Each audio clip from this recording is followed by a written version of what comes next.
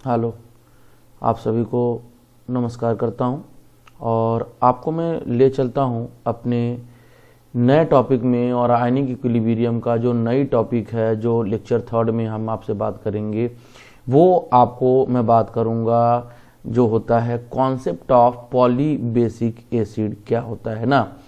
इसके पहले लेक्चर में आपका एसिडिक और बेसिक जो एसिड बेस का कॉन्सेप्ट था वो मैंने आपको समझा दिया था इसके पहले वाले लेक्चर में। अब मैं आपसे बात करूंगा कि पॉली बेसिक एसिड का कॉन्सेप्ट एक्चुअली होता क्या है। ठीक है, तो बेसिसिटी से आता है। अगर हम बेसिसिटी की बात करें कि बेसिसिटी का मतलब क्या होता है, तो आपको यहाँ पे कुछ अच्छी चीजें समझ में आ जाएगी। ठीक है, वही आपको मैं यहाँ दिखाना चाहता हूँ, ध्यान देना। बेसिसिटी का मतलब ये होता है बेटा कि number of number of H plus ion, ठीक है, H plus ions donated by N acid, number of H plus ion donated by, ठीक है, एन एसिड। अगर कोई एसिड जितना H प्लस आयन डोनेट करता है वो उसका क्या होता है, बेसिसिटी होता है। ठीक है, और इसको आपको बखूबी से एग्जाम्पल के तौर पे मैं ले चलूंगा और वहां पे आपको समझ में आएगा। जैसे मान लो कि आप HNO3 का नाम जानते हो बेटा। HNO3 अगर टूटेगा तो H पॉजिटिव दे देगा और यहाँ पर आपका NO3 निगेटिव देगा, है ना। तो आप क्या बोलोगे कि इसकी जो बेसिसिटी होगी यानी N फैक्टर जो होगा वो 1 आ जाएगा, क्योंकि इसने H प्लस आयन एक ही दे रखा है। दूसरी बात की मैं करता हूँ इसी तरीके से HBr की अगर बात करता हूँ तो ये भी आपका एक H दे रहा है और यहाँ पे Br निगेटिव, तो आप यहाँ क्या बोलोगे, इसकी भी बेसिसिटी क्या हो जाएगी, 1 हो जाएगी, क्योंकि इसने भी कितना H दिया, सिंगल H दिया, है ना। इसके बाद आप ऐसे समझ लो कि H2SO4 है बेटा, ये जब भी H पॉजिटिव देगा तो 2 देगा, इसका मतलब इसकी जो बेसिसिटी हो जाएगी वो N=2। मैं बेसिसिटी का मतलब N फैक्टर में मान के चल रहा हूँ। इसी तरीके से अगर हम लोग H3PO4 की बात कर लें, ठीक है, तो H3PO4 में क्या होगा, 3H पॉजिटिव निकलेगा और PO4 3 निगेटिव मिलेगा। यहां पर भी N फैक्टर आपको क्या मिल जाएगा, 3 मिल जाएगा। अच्छा, सबसे इंपॉर्टेंट बात यह है कि अगर ये H3PO3 मिल जाता है तो यहाँ पे H फैक्टर सिर्फ 2 ही निकलेगा और यहाँ पे HPO4 जो होगा वो आपका 2 निगेटिव देखने को मिल जाएगा, यानी N फैक्टर 2। अब बोलोगे सर यहाँ पे तो 3 भी था, यहाँ पे भी 3 है, तो यहाँ पे ऐसा क्यों हो रहा है। ठीक है, तो इस चीज को अगर हम लोग डायग्राम से समझें तो बड़ा बेहतर आपको समझ में आने वाला। देखो ध्यान से, यहाँ पे आपको मैं समझा रहा हूँ, अच्छी तरह से समझो। जैसे H3 आपका PO4 का स्ट्रक्चर में समझाता हूं तो मजा आ जाएगा। देखो P जो होते हैं, P फास्फोरस सेंट्रल एटम है ना, तो P जो है 5 बॉन्ड बनाता है, क्योंकि P के पास बैलेंस सेल में कितना इलेक्ट्रॉन होता है बेटा, 5 इलेक्ट्रॉन होता है, यानी 5 बॉन्ड बनाएगा।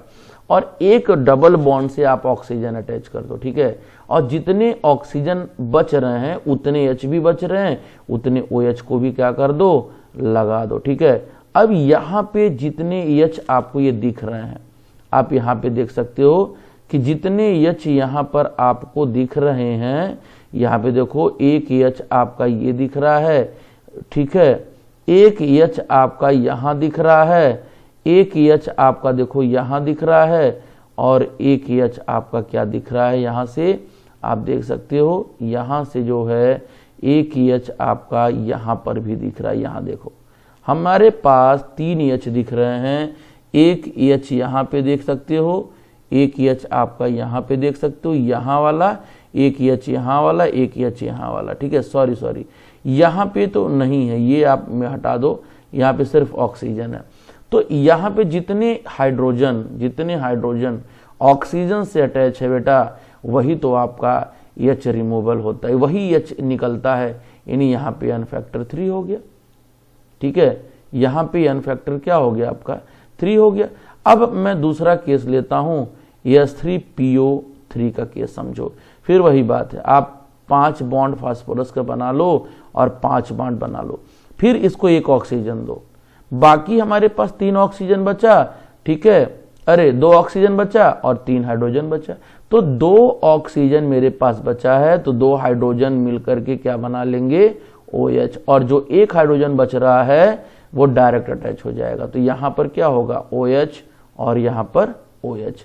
अब आपको क्या दिख रहा है यहां पर, ये वाला जो हाइड्रोजन है, ये जो हाइड्रोजन है आपको अच्छी तरीके से दिख रहा है कि ये जो भी हाइड्रोजन मैं आपको दिखा रहा हूं यहां पर, ये जो भी हाइड्रोजन दिखा रहा हूं वो क्या है आपका, देखो ये हाइड्रोजन जो दिख रहा है, ये हाइड्रोजन जो होगा, 1 मिनट, ये जो हाइड्रोजन है बेटा ये कभी भी बाहर नहीं निकलेगा, ये वाला, ये तो आपका रिड्यूसिंग हाइड्रोजन कहलाता है। क्या कहलाता है, रिड्यूसिंग हाइड्रोजन। जो हाइड्रोजन डायरेक्ट टच में होता है बेटा P से, वो रिड्यूसिंग। और N फैक्टर कौन बताएगा, N फैक्टर तो वो बताएगा जो OH ऑक्सीजन के साथ अटैच है, जो हाइड्रोजन, तो यहाँ N फैक्टर 2 हो जाएगा। सेम इसी तरीके से आपको अगर दिखाता हूं यहां पर कि H3PO2 आपकी बात करता हूं, यहां पर भी वही बॉन्ड, 5 बॉन्ड आप बनाना है, ठीक है, एक को ऑक्सीजन डबल दे दो। अब हमारे पास 1 ऑक्सीजन बचा, तो 1 हाइड्रोजन क्या करेगा, OH बॉन्ड बना लेगा, यहाँ पे OH दिखा दिया जाए, और बाकी का जो हाइड्रोजन है वो 2 डायरेक्ट दिखा दिया जाए। तो आप यहाँ क्या देख रहे हो कि ये वाला जो बॉन्ड है और ये वाला जो हाइड्रोजन है, ये वाला जो हाइड्रोजन है, इस हाइड्रोजन को हम क्या बोलते हैं, उस हाइड्रोजन को हम लोग रिड्यूसिंग हाइड्रोजन बोलते हैं। ये जो हाइड्रोजन होगा आपका, ये दोनों रिड्यूसिंग हाइड्रोजन कहलाता है, ठीक है। अब ये जो H है, यहाँ वाला देखो, ये वाला जो है ये आपका N फैक्टर को बताता है। तो वही चीज मैंने आपको यहाँ पे समझा रखा था, समझ में आ रहा है। तो ये कहानी है। अब मैं तीसरे केस पे चलता हूं कि अगर सपोज कर लो, एक एग्जाम्पल मैं आपको समझाता हूं कि आपके पास H2SO4 है, और H2SO4 जब भी टूटता है तो कई शिफ्ट में वो स्टेप वाइज डिकम्पोज होता है, -1 H निकाला। अब बोलोगे सर इसका Ka क्या होगा, तो Ka मतलब क्या होता है, इक्विलिब्रियम कांस्टेंट फॉर एसिड। ये मान लो इक्विलिब्रियम में मैं दिखा रहा हूं, हालांकि स्ट्रॉन्ग एसिड है ये, तो क्या होगा, concentration of H positive ion और HSO4 निगेटिव आयन, और नीचे क्या आ जाएगा बेटा, H2SO4 आ जाएगा। अब तुमसे क्या पूछेगा, दूसरा स्टेप में देखो कि यहां पे आप जो निकालोगे, यहां पे HSO4 निगेटिव बचेगा, और फिर जब ये डिसोसिएट होगा तो H पॉजिटिव और SO4 2 निगेटिव बना लेगा। अब इसके लिए अगर आप Ka2 की वैल्यू फाइंड करते हो, इसके लिए तो ये Ka2 होगा, क्योंकि एक यहाँ पे Ka1 आता है और यहाँ पे क्या आएगा, Ka2। तो Ka2 जब आएगा तो H पॉजिटिव का, यानी इसका प्रोडक्ट का, और SO4 2 निगेटिव, और नीचे क्या आ जाएगा बेटा, HSO4 निगेटिव। अब ओवरऑल अगर आपसे पूछ रहा है, यहाँ पे अगर आपसे ओवरऑल पूछ रहा है, यहाँ पे आपसे ओवरऑल पूछ दिया कि बेटा यहाँ पे आप तो ये बता दो कि H2SO4 अगर डायरेक्ट कंप्लीट एक स्टेप में टूट रहा है तो इसके लिए Ka की वैल्यू क्या होगा, तो क्या करोगे भैया, H पॉजिटिव पे पावर 2 और SO4 पे निगेटिव 2, और ये नीचे आ जाएगा कंसंट्रेशन ऑफ H2SO4, ठीक है। तो यहाँ पे एक बात आपको मैं बताना चाह रहा हूं, यहाँ पे देख सकते हो कि यहाँ पर देखो ये आएगा कैसे, इन्हीं दोनों से आएगा। ये कैसे आएगा, Ka की वैल्यू, ये तो सिंगल स्टेप में आपने निकाला, ये इन दोनों की मदद से निकाल सकते हो। कैसे, Ka की जो वैल्यू आएगी वो Ka1 और Ka2 के मल्टीप्लाई कर देने से वो वैल्यू क्या होगा, आ जाएगा। सिर्फ मल्टीप्लाई कर देने से वो वैल्यू आपका यहां से आ जाएगा। देखो ध्यान से, अब ये आया कैसे होगा, यही बात आपको अच्छी तरीके से समझना होगा इसी चीज को। तो हम करते क्या है, Ka1 की वैल्यू पुटअप कर देते हैं, यहां से Ka1 की वैल्यू पुटअप करो तो देखो H पॉजिटिव, ठीक है, और HSO4 निगेटिव, और यहां नीचे क्या रख दो बेटा, H2SO4, ठीक है, इनटू Ka2 की वैल्यू रख दो, तो क्या होगा, H पॉजिटिव और यहाँ SO4 2 निगेटिव, नीचे क्या आ जाएगा HSO4 निगेटिव आ जाएगा। तो देखो यहाँ पे जो बच रहा है ये तो कैंसिल हो गया।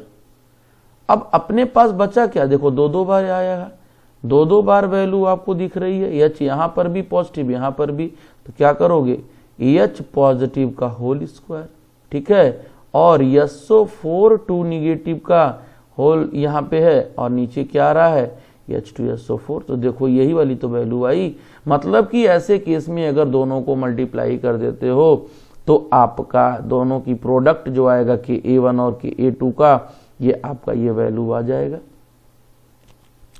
ठीक है। और आप एक बात और जानते हो कि जितना H पॉजिटिव का कंसंट्रेशन होगा उतना Ka की वैल्यू आएगी। मतलब क्या हुआ, उतना ज्यादा उसका एसिडिक स्ट्रेंथ होगा। तो आप कंक्लूजन निकाल सकते हो कि concentration of H positive is directly proportional to value of Ka and directly proportional to acidic strength. ऐसा आप इसमें लिख सकते हो, ये बात आपको समझ में आ जाएगी, ठीक है। तो ये कहानी आपका रहा, ये आप समझ सकते हो, निकाल सकते हो इस तरह से। ये आपको डाटा क्या बता रहा है, डाटा यही बता रहा है कि जितना ज्यादा H प्लस आयन की वैल्यू उतना ज्यादा वो एसिडिक स्ट्रेंथ का होगा। समझ में आ रहा है। अब आपसे कोई पूछ दिया इस पीछे वाले से, आप बताओ कि Ka1 और Ka2 में कौन ज्यादा होगा, तो ध्यान देना हम बोलेंगे बेटा कि Ka1 की जो वैल्यू होगी, जैसे पीछे देखो यहाँ पे, ये देखो यहाँ की वैल्यू जो बात कर रहा हूं, जो Ka1 की जो वैल्यू होगी बेटा वो Ka2 के ज्यादा होगा। ये आपसे पूछ रहा है कि ज्यादा कौन होगा, तो वही चीज यहाँ बता रहा है। ये दोनों वैल्यू आप समझोगे, यहाँ पे आपको अच्छी तरीके से समझ में आ रहा है। अब पूछोगे सर ऐसा क्यों होता है, ये क्या लॉजिक है कि ऐसा ये देखने को मिल रहा है, तो उसका लॉजिक समझो। जब H2SO4 पीछे देखो, जब H2SO4 न्यूट्रल था तो न्यूट्रल में इजीली वो क्या हो रहा है, टूट जा रहा है। लेकिन आयनिक फॉर्म में इनका जो कंसंट्रेशन होगा H पॉजिटिव और SO4 2 निगेटिव का थोड़ा सा कम हो जाएगा। क्यों, आयनिक फॉर्म में है, ये देखो HSO4 निगेटिव है, आयनिक फॉर्म में है, तो आयनिक फॉर्म में थोड़ी सी इसकी टूटने की जो टेंडेंसी होगी वो कम हो जाएगी। तो यहाँ पे जो H पॉजिटिव और SO4 जो मिल रहा है ना, वो कम से कम मिलेगा। लेकिन न्यूट्रल जो H2SO4 है वो इजिली H पॉजिटिव और HSO4 निगेटिव बनाएगा, मतलब H पॉजिटिव को आसानी से वो डोनेट कर देगा। तो जो जितना आसानी से H पॉजिटिव देगा उसकी Ka की वैल्यू उतना अच्छी होगी, ठीक है। तो ये कहानी आपका हो गया पॉली एसिडिक का। ऐसे आप बहुत सारे ले सकते हो, H3PO4 का भी ले सकते हो।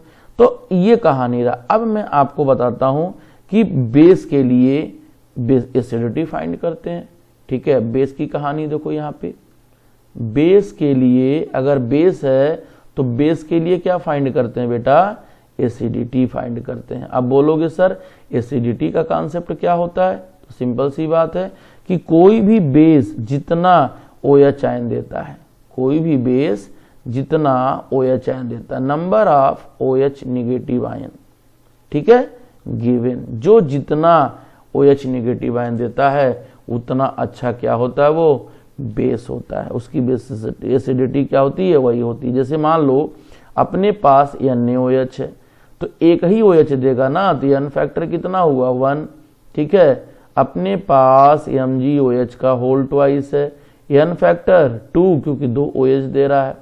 अपने पास AlOH का होल थ्राइस है, तो एसिडिटी कितनी होगी 3, क्योंकि कितना OH देगा, ये 3 OH देगा। अब एक और कॉन्सेप्ट है कि इसमें जो पूछा जाता है वो मल्टीपल स्टेप में अगर मान लो इसी को मल्टीपल स्टेप में तोड़ा जाए या इसी को मल्टीपल स्टेप में तोड़ा जाए, बारी बारी OH निकाला जाए, तो वहां पे क्या होने वाला है इसकी बात मैं बताता हूं आपको। तो यहां देखो ध्यान से, अगर हम साइड में यही समझा दें तो ये अच्छी तरीके से समझ में आएगा। देखो अगर हम MgOH को 2 भाग में तोड़ दें, इसको तोड़ रहे हैं, एक MgOH बाहर निकल गया, ठीक है। यहां पे समझो ये एक MgOH को बाहर निकाल दिया OH निगेटिव के टर्म में, ठीक है। और यहां पे इस पे कौन सा चार्ज आएगा, पॉजिटिव। तो ये बेस को तोड़ रहे हो ना, तो Kb1 की वैल्यू क्या हो जाएगी, कंसंट्रेशन ऑफ MgOH पॉजिटिव और कंसंट्रेशन ऑफ OH निगेटिव, और नीचे क्या आ जाएगा बेटा, नीचे जो आ जाएगा वो आपका MgOH का होल ट्वाइस आ जाएगा। ठीक है, सेम इसी तरीके से अगर इसको तोड़ दिया जाए दूसरे स्टेप में ला करके, तो MgOH पर पूरा जो पॉजिटिव आ रहा है अगर इस तोड़ोगे तो Mg पर 2 पॉजिटिव आएगा और एक और OH बाहर निकल जाएगा। तो इसके लिए Kb1 चूंकि बेस है तो B लिख रहे हैं, ये K क्या है, इक्विलिब्रियम कांस्टेंट फॉर बेस है, तो ये Kb2 होगा। यहां पे क्या होगा बेटा, Mg2 पॉजिटिव OH निगेटिव, और यहां पे जो आ जाएगा MgOH आपका क्या होगा, पॉजिटिव आएगा। ठीक है, अब मान लो अगर ओवरऑल तुमको निकालना है, ओवरऑल वैल्यू निकालना है, मतलब किसके लिए, इसके लिए MgOH का होल ट्वाइस तोड़ दीजिए, तोड़ोगे तो क्या मिलेगा, Mg2 पॉजिटिव और 2 OH निगेटिव। तो इसके लिए Kb जब फाइंड करोगे तो क्या मिल जाएगा, Mg2 का कंसंट्रेशन और OH निगेटिव पावर 2 का कंसंट्रेशन, और नीचे क्या आ जाएगा बेटा, MgOH का होल ट्वाइस। अब पीछे देखो, यहीं से इन्हीं दोनों रिएक्शन से मुझे उनको ऑब्टेन करना था। जैसे आप एसिड में बताए थे, यहाँ देखो, जैसे आप एसिड में बताए थे, एसिड का कॉन्सेप्ट यहाँ समझाया था आपने, वही सेम कॉन्सेप्ट आपको यहाँ पर भी लगाना है। मतलब अगर हम बात कर लेंगे ओवरऑल क्या, तो फाइनली Kb की वैल्यू जो आएगी बेटा वो आएगी Kb1 इंटू Kb2 से, ये कहानी आपका रहा। यहां से आएगा फाइनली आपका Kb1 और Kb2 से वैल्यू आ जाएगी। ठीक है, ये आपका कहानी हुआ। तो बेस में भी वही कहानी है, बेस की भी वही हाल है। बेस में हाल क्या है आप जान रहे हो, बेस का हाल क्या है कि जितना ज्यादा OH आयन का कंसंट्रेशन, जितना ज्यादा OH आयन का कंसंट्रेशन बढ़ेगा बेटा, उतना ज्यादा Kb की वैल्यू बढ़ेगी, उतना ज्यादा आपकी क्या होगी, बेसिक स्ट्रेंथ बढ़ेगी। अभी मैं pKa और pKb नहीं बता रहा हूं, बस ये ध्यान देना। क्यों, क्योंकि pKa और pKb की जो वैल्यू होती है वो एक दूसरे के उल्टा होता है। चाहे Kb भी ले लो तो pKb आता है, यानी Kb जो है वो रिवर्स है, आगे बताऊंगा अभी pH में। ठीक है, लॉग निकालते समय। तो इसका मतलब क्या हुआ, फाइनली हम कह सकते हैं कि OH आयन का कंसंट्रेशन जितना ज्यादा मिलेगा उतना Kb की वैल्यू ज्यादा होगी, और उतना उसकी बेसिक स्ट्रेंथ क्या होगी, उतना ही उसकी जो बेसिक स्ट्रेंथ होगी उतना क्या होगा, वो ज्यादा होगा। तो आपको ये भी एक पॉइंट समझ में आ गया होगा, क्लियर हो गया। तो ये रहा आपका एक कॉन्सेप्ट। ये अब मैं आपको आगे ले चलता हूं। एक बड़ा बहुत अच्छा पूछा जाता है, कभी मैक्सिमम लोग नहीं समझ पाते हैं कि ये सही में डिफरेंस होता है कि नहीं।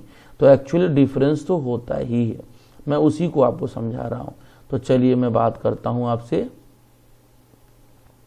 नए टॉपिक पे ले चलता हूं।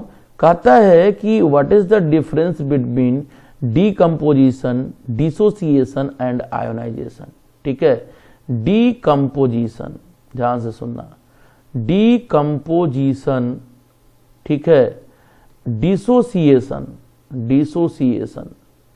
डिसोसिएशन में, और फिर पूछा जाता है आयोनाइजेशन में क्या डिफरेंस होता है। ठीक है, एकदम मस्त टॉपिक है, आप समझो इसको, ध्यान से समझो, ध्यान से लिखो, बस यही मैं कह सकता हूं। ठीक है, अगर अच्छा लग रहा है, समझ में आ रहा है, तो वीडियो को होल्ड करके पास करके आप लिख सकते हो। तो चलो मैं सबसे पहले आपको डीकम्पोजिशन का कॉन्सेप्ट बताता हूं बेटा, कि डीकम्पोजिशन में होता क्या। एक्चुअली आसान सा है, बस थोड़ा सा डिफरेंस आपको यहां समझना है। एक्चुअली इसके अंदर होता क्या है, होता ये है कि डिकम्पोज मतलब होता है ब्रेक होना। ठीक है, तो क्या होगा, ब्रेकिंग ऑफ, ठीक है, कोई भी compound, breaking of a compound या मॉलिक्यूल मान लो, कब, बाई, या आप ऐसे कर सकते हो इन द प्रेजेंस ऑफ बेटा हीट, या हीट डालो या सनलाइट डाल दो। देखो कितना अच्छी बात बता रहा हूं तुमको, या तो आप वहां पर हीट डाल दो या तो वहां पे सनलाइट डाल दो, ऐसा कुछ समझ में आ रहा है। ऐसी बात आपको समझना है कि या तो आप हीट डाल दो या तो सनलाइट डाल दो, इसके प्रेजेंस में वो ऐसा काम करता है। तो कोई भी आप ले लो, कोई भी साल्ट अगर ले लो, जैसे हीट का मतलब क्या है कि ये आपका पायरोलिसिस हो रहा है, और सनलाइट का मतलब क्या होता है, फोटोलिसिस हो रहा है। हीट में आप कहोगे कि ये पायरोलिसिस का कॉन्सेप्ट हो रहा है, और सनलाइट में कहोगे इसको फोटोलिसिस का होना, किसका, फोटोलिसिस का। अब एग्जाम्पल समझ लो, तो आप देख लीजिए, कार्बोनेट किसी का भी ले लो, कैल्शियम कार्बोनेट, मैग्नीशियम कार्बोनेट, ठीक है, बेरिलियम, मांगे, कार, स्कूटर, ठीक है। तो आप इसी को ले लो, यही ले लो। मान लो अगर तुम लोग कैल्शियम कार्बोनेट लेते हो और स्टेबल है, टूटेगा ही नहीं, तो बिना हीट किए आप इसको तोड़ नहीं सकते हो। तो यहाँ पे जो हीटिंग इफेक्ट दिखा रहे हो ना, इसी को तो पायरोलिसिस कहते हैं। पायरो मैंने क्या, हीट करना। और ऐसे ही अगर मान लो हम Br2 को ले लें, मतलब कि यहाँ पे Br और Br बॉन्ड है, तो अगर यहाँ पे सनलाइट दोगे तो बराबर होमोलिसिस होगा, और फिर क्या होगा, 2Br फ्री रेडिकल में ये टूट जाता है, 2Br फ्री रेडिकल में टूटता है। तो इसे कहते हैं डीकंपोजिशन। ब्रेक होने का मतलब क्या हुआ, डीकंपोजिशन। अब इसी में आपको मैं डिसोसिएशन का फंडा बताऊंगा। देखो ये कंप्लीट टूट रहा है, ये क्या हो रहा है, ये आपके कंप्लीट टूट रहे हैं, यानी ब्रेक हो रहे हैं। लेकिन यहां पे जो देखने को मिलेगा डिसोसिएशन में, अगर डिसोसिएशन की बात किया जाए तो आपके सामने कुछ और देखने को मिल जाएगा। डिसोसिएशन का जो फंडा होता है बेटा ना, उसको ध्यान से देखो। डिसोसिएशन मतलब ये कह सकते हो कि जो पार्शियल डिकम्पोजिशन हो, पार्शियल, यहां पर पूरा का पूरा नहीं, पार्शियल डिकम्पोजिशन। और आप जानते हो कि पार्शियल डिकम्पोजिशन तो उसका होता है जो वीक इलेक्ट्रोलाइट होता है। क्या होता है, वीक इलेक्ट्रोलाइट होता है बेटा, जो पानी में जाने के बाद पूरा का पूरा नहीं टूटता है, वो 100% डिसोसिएट नहीं होता है, ठीक है। जैसे अगर हम CH3COOH ले लें अगर, ठीक है, तो पानी में जब डालोगे ये तो क्या करेगा, टूटे तोगा, लेकिन ऐसा नहीं कि 100% टूटेगा। क्यों, क्योंकि ये वीक इलेक्ट्रोलाइट है, H पॉजिटिव, और ये तो ये क्या है, ये आपका एक वीक इलेक्ट्रोलाइट है। क्यों, क्योंकि ऑर्गेनिक एसिड है। तो इसीलिए बेटा, इसीलिए ये 100% नहीं टूटता है, पार्शियल डिकम्पोजिशन होता है। आप क्या कहोगे कि यहां पर जो हो रहा है वो पार्शियल डिकम्पोजिशन हो रहा है, कम टूट रहा है। इसीलिए आप क्या बोलोगे, इसीलिए बोलोगे कि ये आपका डिसोसिएशन कहलाता है। क्लियर हुआ, मस्त समझ में आ गया, कोई भी दिक्कत, नो प्रॉब्लम। चलो आगे चलते हम लोग। अगर कोई दिक्कत होता है तो आप कमेंट बॉक्स को देखो, पॉजिटिवली कमेंट बॉक्स को यूज करिए, पॉजिटिवली। ऐसा नहीं कि आप, मैं मेहनत कर रहा हूं आप उसमें गलत कमेंट करो, ठीक है, क्योंकि ये आसान नहीं होता है कि वीडियो लेक्चर बनाना, उसको एडिट करना, अपलोड करना थोड़ी सी डिफिकल्ट होती है बेटा। तो आपको पॉजिटिव कमेंट देना है, कोई भी प्रॉब्लम है आप कमेंट बॉक्स को यूज करिए। चलिए, तो ये मैंने बता दिया। अब मैं आपको बताता हूं कि आयोनाइजेशन क्या होता है, प्रोसेस ऑफ आयोनाइजेशन क्या होता है। ये भी अच्छा है, ध्यान से समझो तो समझ में सब आएगा। बस अच्छी तरीके से सुनो, वीडियो को अच्छी तरीके से यूज करो। तो देखो यहां पे जो होता है, ये कह सकते हो कि आयंस का अलग होना, ठीक है। कोई भी इलेक्ट्रोलाइट है जब पानी में डालोगे तो आयंस में टूटता है। क्या होता है? आयंस में। लेकिन यहां पे देखो ये कंप्लीट टूटेगा, ठीक है। तो क्या होगा, यहां पे क्या बोलोगे कि separation of ion, separation of ion बोलोगे। कब कब बोलोगे सेपरेशन ऑफ आयन? कब? वेन एन इलेक्ट्रोलाइट, इलेक्ट्रोलाइट को जब हम पानी में डालेंगे, इज डिसॉल्व, जब हम उसको वाटर में डालेंगे तो वो क्या होगा, पूरा का पूरा वहां पे डिसोसिएट हो जाएगा, टूट जाएगा। जैसे मान लो कि मैं एग्जाम्पल के तौर पे KCl लेता हूं, आप KCl को पानी में डाला, बेटा स्ट्रॉन्ग इलेक्ट्रोलाइट है, ठीक है, चलो अच्छी बात है, ये दोनों क्या होगा, टूटेगा। यहां पर इर्रिवर्सिबल रिएक्शन होगा। क्या होगा? इर्रिवर्सिबल रिएक्शन होगा। क्यों इर्रिवर्सिबल रिएक्शन होगा? क्योंकि ये क्या है, ये आपका स्ट्रॉन्ग इलेक्ट्रोलाइट है। इतनी बात तो समझ में आ गई होगी बेटा, इतनी बात तो क्लियर हो गई। इलेक्ट्रोलाइट, इतनी बात ये आपको अगर समझ में आ गया तब तो बहुत अच्छी बात है, ठीक है। अब आगे मैं ले चलता हूं। तो ये तीनों में डिफरेंस होता है बेटा, आप एक बार देखना अच्छी तरीके से।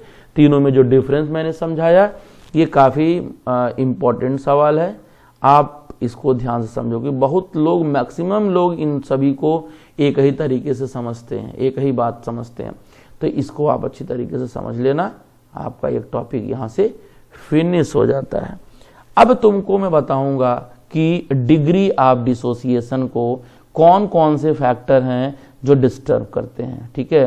तो चलिए मैं बात करता हूं डिग्री ऑफ डिसोसिएशन का फंडा, concept of degree of dissociation.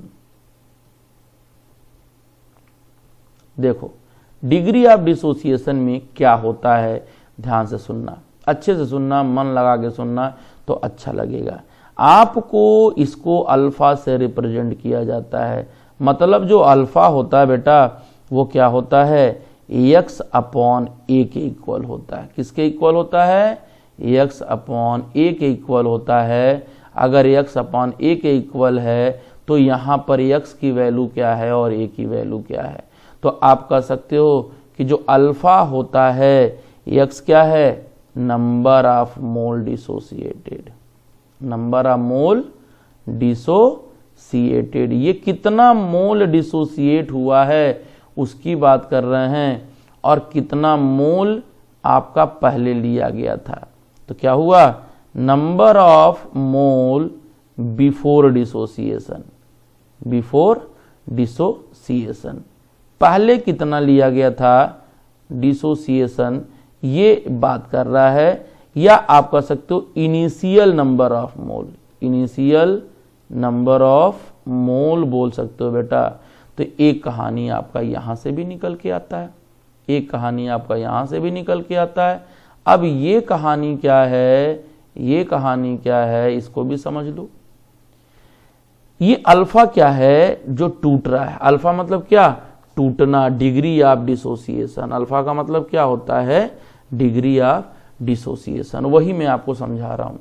अब कौन सा, ये अल्फा किस पर डिपेंड करता है, कब अल्फा बढ़ेगा, कब अल्फा घटेगा, ये बात आपको समझाना चाह रहा हूं। तो चलिए हम आगे ले चलते हैं इसके फैक्टर पर, ठीक है। तो देखो factor affecting the alpha, alpha मतलब डिग्री ऑफ डिसोसिएशन, है ना। तो चलो सबसे पहला फैक्टर मैं आपको बताऊंगा एक एक करके कि नेचर ऑफ इलेक्ट्रोलाइट क्या है, नेचर ऑफ इलेक्ट्रोलाइट। तो यार ये चीज आपको मैं पढ़ा चुका हूं। नेचर ऑफ इलेक्ट्रोलाइट में आपको ये देखना है, नेचर ऑफ इलेक्ट्रोलाइट में कि वो इलेक्ट्रोलाइट स्ट्रांग है या वीक है, ठीक है। तो दो तरीके का इलेक्ट्रोलाइट आपको यहां देखने को मिलेगा बेटा, दो टाइप्स के electrolyte. One is a strong electrolyte, which is dissociate completely in the solution aqueous medium, and another is a weak electrolyte which is incompletely dissociated in aqueous medium. So we can say that here this strong electrolyte will 100% dissociation, here 100% dissociation takes place, but here very less dissociation, but not 100%. So we can say that for a strong electrolyte, the alpha will be 1, यहाँ पे alpha क्या आने वाला है, 1 आएगा। मतलब क्या हुआ, जो डिग्री ऑफ डिसोसिएशन होगा वो 1 आएगा, यहाँ पर 100% डिसोसिएट होगा। ठीक है, समझ में आ गया, मजा आ गया। चलो बेस्ट। फॉर वीक इलेक्ट्रोलाइट की बात करो बेटा। वीक इलेक्ट्रोलाइट जो होता है बेटा, उसके लिए अल्फा की वैल्यू क्या होती है, 1 से बहुत कम होती है, या कह सकते हो कि जो डिग्री ऑफ डिसोसिएशन होगा वो 1 से कम होगा। यार 100% टूटा तो अल्फा स्ट्रांग होगा, अगर कम टूटा, नहीं के बराबर टूटा तो वीक हो जाएगा। जैसे एग्जांपल समझो, यहाँ पे आपको मैं एग्जांपल समझाता हूँ। जैसे आपने NaCl ले रखा बेटा, NaCl क्या है, स्ट्रॉन्ग इलेक्ट्रोलाइट है। क्यों, क्योंकि स्ट्रॉन्ग एसिड और स्ट्रॉन्ग बेस से बना हुआ है। बेटा Na कहाँ से आता है, बेस से, NaOH से, और Cl कहाँ से आता है, HCl से। तो जब ये टूटेंगे तो ये 100% Na पॉजिटिव और Cl निगेटिव बनाएंगे, यानी यहाँ अल्फा क्या होगा, 1 हो जाएगा, यहाँ अल्फा 1 हो जाएगा। सेम इसी तरीके से अगर दूसरी बात कर दूं तो जैसे HCN की बात कर लो। HCN को एक्वस मीडियम में डाल रहे हो तो इसका मतलब क्या हुआ, H पॉजिटिव एक्वस मीडियम में, Cn निगेटिव एक्वस मीडियम में, यानी यहाँ पे जो मिल रहा है वो अल्फा की वैल्यू क्या होगा, 1 से कम होगा। तीसरा एग्जाम्पल एक बार और समझ लो, जो सबसे कॉमन एग्जाम्पल है एसिटिक एसिड। ये भी आपका क्या होता है, वीक इलेक्ट्रोलाइट होता है, इसीलिए कम डिसोसिएट होता है। तो ये आपको देखने को मिलेगा, यहाँ पर भी अल्फा की वैल्यू क्या होगी, 1 से कम। क्यों, क्योंकि ये भी क्या होता है, वीक इलेक्ट्रोलाइट होता है। किसकी तरह, HCN की तरह। तो आपको ये बात समझ में आ गया। अब आगे चलते हैं, ये तो फैक्टर समझ में आ गया। दूसरा बेटा फैक्टर होता है नेचर ऑफ सॉल्वेंट का। बेटा दुनिया में बहुत सारे सॉल्वेंट होते हैं, ऐसा नहीं होता सिर्फ वाटर ही होता है, बहुत सारे सॉल्वेंट होते हैं। तो देखो, जो अल्फा होता है, अगर अल्फा की बात करोगे तो alpha is directly proportional to value of dielectric constant. क्या होगा, value of dielectric constant. ठीक है, अब डाई इलेक्ट्रिक कांस्टेंट जिसका ज्यादा होगा, जो पोलराइज ज्यादा होता है, जिसका डाई इलेक्ट्रिक कांस्टेंट की वैल्यू ज्यादा हो जाएगा, वो क्या हो जाएगा बेटा, वो आपका जो हो जाएगा वो सबसे अच्छा आपका वो होगा, क्या कहते हैं, सॉल्वेंट होगा। तो चलो हम एक प्रैक्टिकल डाटा देखते हैं। प्रैक्टिकल डाटा में ये कहा जाता है कि वाटर का जो डाई इलेक्ट्रिक कांस्टेंट वैल्यू होता है सबसे बेहतरीन होता है। ठीक है, इसके बाद अल्कोहल आता है, फिर उसके बाद एसीटोन आता है। एक एग्जांपल एसीटोन का भी ले लो ना, तो एसीटोन का जो होता है वो 20 के आसपास होता है। मतलब CH3COCH3 एक तरह कीटोन, जो इसको कीटोन कहते हैं। तो यहाँ पे ये भी सॉल्वेंट है, लेकिन जो पोलैरिटी पानी में होता है वो इसमें नहीं होता है। इसी तरीके से बोलोगे सर मिथेनॉल भी आपका है, पोलर है, लेकिन इसका 32। तो सबसे ज्यादा डाई इलेक्ट्रिक कांस्टेंट H2O हुआ, फिर किसका होगा, CH3OH हुआ, फिर किसका होगा, एसीटोन होगा। तो जिसका डाई इलेक्ट्रिक कांस्टेंट की वैल्यू ज्यादा होता है उसी का क्या होता है, उसी का सबसे अच्छा सॉल्वेंट मान लिया जाता है, और उसमें अल्फा की वैल्यू बढ़ता है। इसीलिए वाटर को बेस्ट सॉल्वेंट की पदवी दी गई है। किसकी, बेस्ट सॉल्वेंट का। क्लियर हो गया। तो वाटर से अच्छा आपको यहाँ कुछ नहीं मिलेगा। पानी में घोलोगे तो अल्फा बढ़ेगा, एसीटोन में घोलोगे तो अल्फा थोड़ा सा कम हो जाएगा।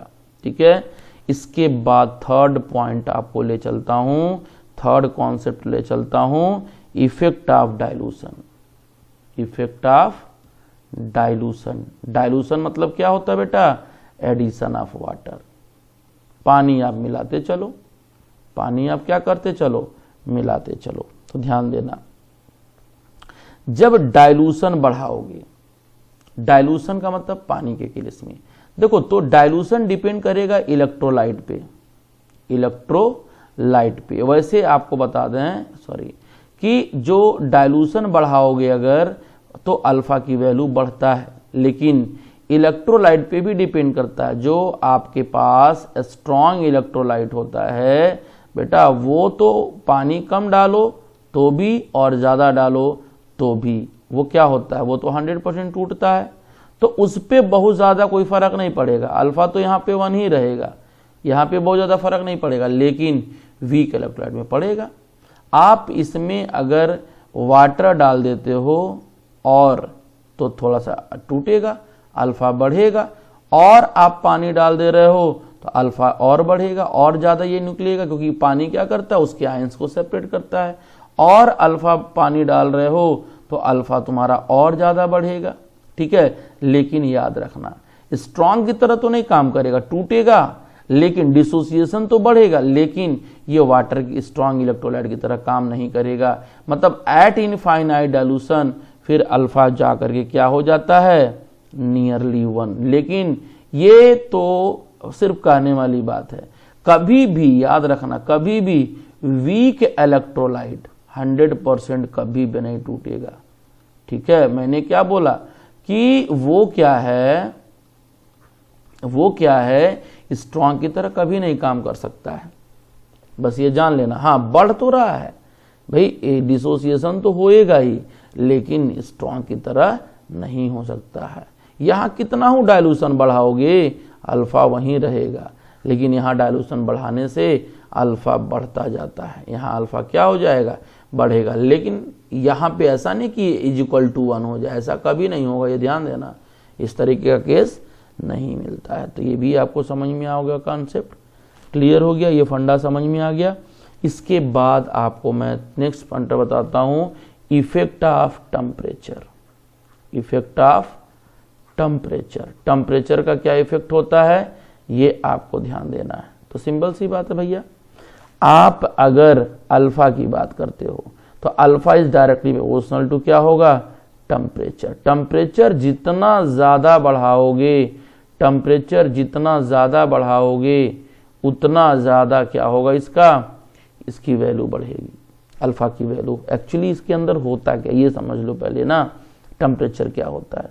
डिसोसिएशन जो इलेक्ट्रोलाइट का होता है ना, वो आप हीट दे रहे हो, मान लो कोई इलेक्ट्रोलाइट है, एक मिनट, कोई आपके पास इलेक्ट्रोलाइट है, ठीक है, आप इसको क्या कर दिए? हीट दे दिए।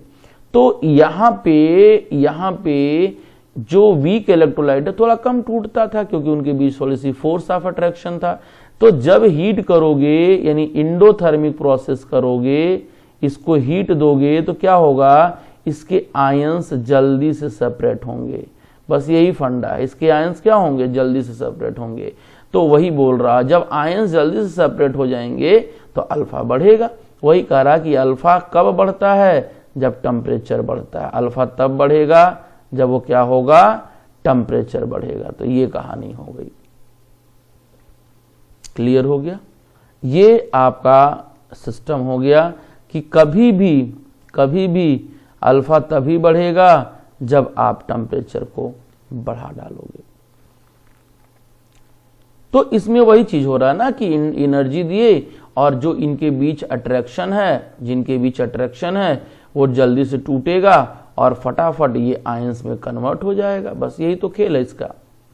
इसके बाद बेटा लास्ट जो है वो आपको मैं समझाता हूं। वो टॉपिक क्या है? Common ion effect, common ion effect. अब कॉमन आयन इफेक्ट में क्या होता है? कॉमन आयन इफेक्ट में क्या होता है, अब इसका फंडा समझो, एक्चुअली होता क्या इसमें, इसकी लॉजिक क्या है। तो अल्फा जो होता है वो inversely proportional to common ion effect होता है, ये बात तो एकदम दिमाग में रख लो, इनवर्सली प्रोपोर्शनल टू ये क्या होता है, कॉमन आयन होता है, बस ये समझो। अब ये हुआ कैसे ये समझना होगा, ये बात आया कैसे। देखो एक एग्जाम्पल तो लेके चलो कि कोई भी मान लो यहां पर हमने एसिटिक एसिड का एग्जाम्पल ले लेता हूं, ठीक है, और ये एसिटिक एसिड जब टूटता है तो क्या बनाएगा, CH3COO निगेटिव एक्वस, और यहां पे देख लो H पॉजिटिव दे रहा है एक्वस में। अब ये तो रहा आपका वीक इलेक्ट्रोलाइट, क्या रहा, वीक इलेक्ट्रोलाइट, इसीलिए तो कम टूट रहा है। अब एक स्ट्रॉन्ग इलेक्ट्रोलाइट इसमें डालो, एक क्या डालो, स्ट्रॉन्ग इलेक्ट्रोलाइट, ऐसा इलेक्ट्रोलाइट जिसमें एसीटेट आयन हो। तो देखो ये एग्जांपल समझाता हूं, COO निगेटिव, ये आपका क्या होगा, स्ट्रॉन्ग इलेक्ट्रोलाइट होगा। अब देखो ध्यान से, अब ध्यान से देखो, जब आप इसको पानी में डालोगे तो क्या देगा, एसिड, ये तो कंप्लीट टूटेगा, 100% टूटेगा, यहां तो कोई लफड़ा नहीं है, और यहां पे देगा Na पॉजिटिव। अब देखो जो अल्फा यहां वीक इलेक्ट्रोलाइट के लिए था, अब यहां पे तुम क्या देख रहे हो, यहां पे ये देख रहे हो कि ये दोनों कॉमन आ रहे हैं। यहां पे क्या दिख रहा है, तुम देखो जरा ध्यान से, ये दोनों तो कॉमन आ गए, ये कौन कौन सा कॉमन आ रहा है, ये और ये दोनों कॉमन आ गए। जब ये दोनों कॉमन आ जाएंगे बेटा, इसका मतलब क्या हुआ कि CH3COO निगेटिव का जो कंसंट्रेशन है वो बढ़ रहा है, किधर किधर बढ़ रहा है, टुवर्ड रिएक्टेंट की तरफ। तो ली चैटलियर क्या कहता है कि जब रिएक्टेंट की तरफ कंसंट्रेशन किसी का बढ़ता है तो प्रोडक्ट की तरफ घटने लगता है, और वो रिएक्शन किधर चला जाता है, बैकवर्ड चला जाता है, माने फिर एसिटिक एसिड बन जाएगा, किसके साथ, इस H के साथ मिलकर के, क्योंकि दो दो एसीटेट आयन है, दोनों एसीटेट आयन, इसी को तो बोलते हैं बेटा कॉमन आयन, इसी को तो बोलते हैं, यही आपका कॉमन आयन कहलाता है। तो ये कॉमन आयन इस H के साथ मिलके फिर बैकवर्ड जाके एसीटेट बना देता है, तो इसीलिए तो अल्फा की वैल्यू घट रहा है। ये जो टूट रहा था, अब एसीटेट, एसिटिक एसिड तो बढ़ गया ना वैल्यू इसका, अब ये जब बढ़ेगा तो अल्फा की वैल्यू तो कम हो गया, ठीक है, तो ये बैकवर्ड जाने लगता है रिएक्शन, फॉरवर्ड जाने के बजाय बैकवर्ड। क्यों, क्योंकि ये भी एसीटेट, ये भी एसीटेट, ये दोनों का कंसंट्रेशन बढ़ा, बढ़ने से H के साथ मिलेंगे और फिर एसिटिक एसिड बनाएंगे, फिर बैकवर्ड चले जाएंगे। ठीक है, मेरी बात समझ में आ रही है। अब आपको इसी के फंडे के बाद मैं ऑड इलेक्ट्रॉन सिस्टम बताता हूं, ऑड आयन इफेक्ट, ये मैं आपको समझाता हूं, ध्यान से सुनना। ऑड आयन इफेक्ट क्या होता है बेटा, ऑड आयन इफेक्ट क्या होता है ये समझो। पहली बात, यहां पे अल्फा जो होगा वो ऑड आयन इफेक्ट के क्या होगा, डायरेक्टली प्रोपोर्शनल होगा। अल्फा जो होगा वो ऑड आयन इफेक्ट के डायरेक्टली प्रोपोर्शनल होगा, ऐसा आपको दिख रहा है, बस ये समझ लो। अब समझो ये फंडा कैसे हुआ, ये फंडा आपके पास कैसे हुआ, वही आपको मैं समझाना चाह रहा हूं, ध्यान देना। जैसे एग्जाम्पल समझोगे तो और अच्छे से समझ में आएगा। एसिटिक एसिड है बेटा, आप जान रहे हो वीक इलेक्ट्रोलाइट है, ये क्या है, वीक इलेक्ट्रोलाइट है, ये आपको पता है, ये आपका वीक इलेक्ट्रोलाइट है। अच्छा, ये टूटेगा तो इक्विलिब्रियम में मिलेगा, ये अगर टूट रहा है तो ये इक्विलिब्रियम में मिलेगा। क्यों, क्योंकि ये तो पूरा का पूरा टूटेगा नहीं, 100% टूटेगा नहीं। आप सुन लो, अगर हम इसमें NaOH डाल दें, अगर हम NaOH डाल दें बेटा, तो NaOH तो स्ट्रॉन्ग इलेक्ट्रोलाइट है ना, इसका मतलब क्या हुआ बेटा, यहां पे अल्फा 1 आएगा और यहां अल्फा 1 से कम होगा इसके लिए। तो ये जब टूट रहा है तो Na पॉजिटिव और क्या देगा, ये OH निगेटिव देगा।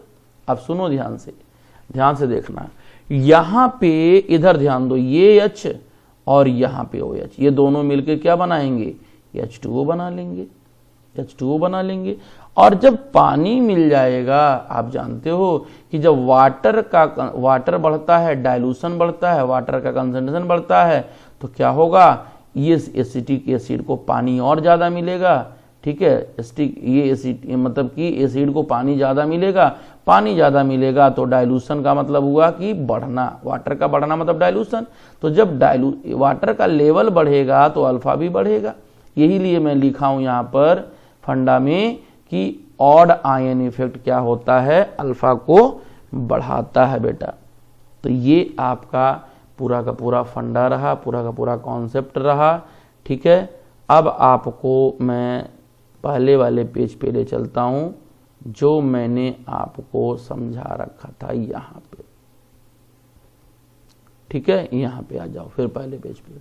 आपको मैंने जितने भी लेक्चर बेटा बताए, जितने भी टॉपिक समझाए, देखो ये मैंने बताया, ये दूसरे टॉपिक में बताया मैंने, तीसरे टॉपिक में बताया, जितना भी टॉपिक मैंने आपको लेक्चर में समझाया है, ठीक है, वो एक बार अच्छी तरीके से समझिए और लिखिए। बिना लिखे आपको आने वाला नहीं है, क्योंकि भूल जाता है। तो ये सारा लेक्चर आप अच्छे से सुनिए, समझिए।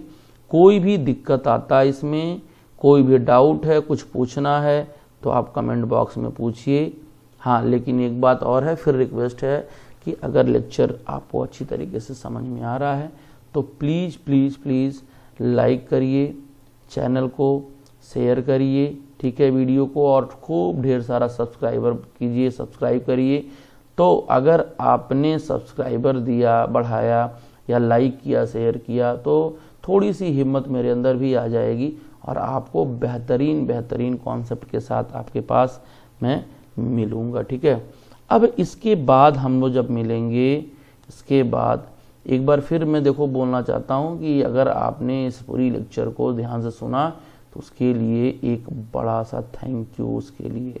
ठीक है बेटा, अब सुनो, इसके बाद हम लोग आगे टॉपिक पे आएंगे कि अर्हेनियस कॉन्सेप्ट क्या होता है और ओस्टवाल्ड रूल। तो इसके नेक्स्ट लेक्चर में, मतलब जो सीरीज में चल रहा हूँ, लेक्चर 4 में जब आएंगे तो आपको अर्हेनियस कॉन्सेप्ट और ओस्टवाल्ड कॉन्सेप्ट में आपको पढ़ाऊंगा। ठीक है, ओके, थैंक यू।